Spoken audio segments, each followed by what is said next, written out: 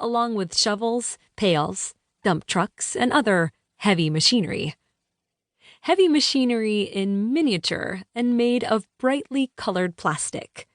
The kids loved it, and they didn't seem to mind the heat, although Ronald had put up umbrellas to keep everyone shaded, and jugs of water were kept on hand. The real construction site was surrounded by a 6-foot-high chain-link fence to protect passers-by from falling into the enormous hole dug into the base of the lighthouse tower. I couldn't imagine being one of the workers, wrapped in their heavy construction gear and safety vests in this heat. Over the winter, a large crack had appeared in the stone walls of the lighthouse that gives our library its name. To our horror, the crack began slowly, ominously to spread. When Grimshaw Construction checked it out, they told us a massive amount of work would be required to keep the historic old building from collapsing around our ears.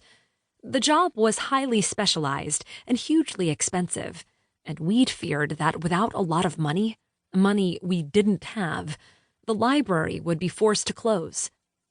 But the library community and the citizens of Nags Head, North Carolina, had come through, and we'd raised enough to get the job done. Work began last week and, so we'd been told, was proceeding well and on plan.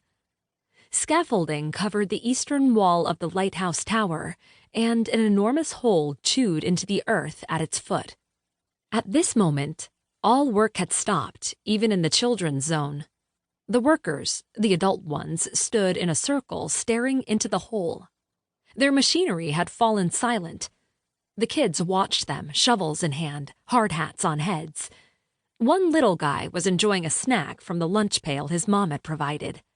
"What's happening?" Louise Jane McCon, today's playground volunteer, asked. "No one will tell me anything." Bertie didn't answer. She picked her way across the lawn and through the gate in the fence. Ronald, Charlene, Louise Jane, and I, along with all the patrons, adults, and children, followed. George Grimshaw, the construction boss, turned to us with a scowl and put his hands on his hips. "This isn't a community picnic, people.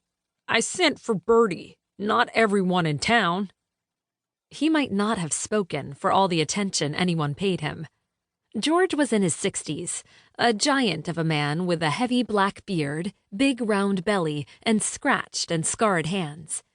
He was a tyrant on the job site. The men who worked for him admired and respected him and jumped when he told them to.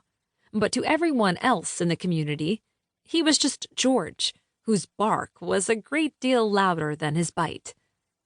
Taking care to avoid hitting our heads on the scaffolding or falling into the hole, we gathered around. Ronald tried to keep the children back, but in that he got no help from Louise Jane, who pushed her way to the front and peered into the dark depths. "What do you want to show me?" Bertie asked. George handed her a yellow hat. She threw up her hands in horror and stepped back. "I'm not going down there." "You need to see," he said. "You can tell me," she said. "Please don't say it's worse than you estimated." "No problem with the job," George said. "All's going according to plan on that front. You need to see what we found for yourself. You're the boss lady." "I manage the library, but I'm not the owner. Perhaps we should contact the library board or get a representative of the town out here." George grumbled something about political interference. "Before calling anyone," Charlene said, "we need to know what we're dealing with. It might be nothing." "If it's nothing," Bertie said, "then I don't see why—" "Time is money," George said.